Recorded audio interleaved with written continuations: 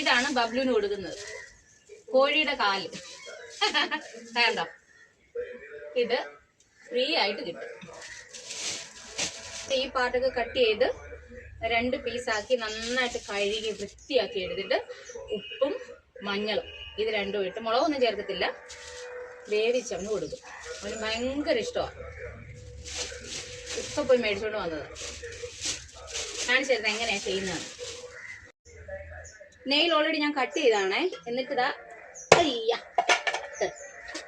കാണിച്ചു തരാം.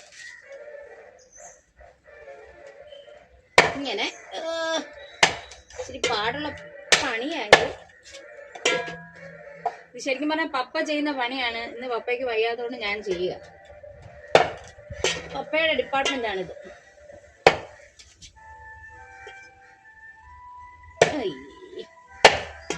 കണ്ടോ, ഇങ്ങനെ ആക്കി വെള്ളത്തിലിടും.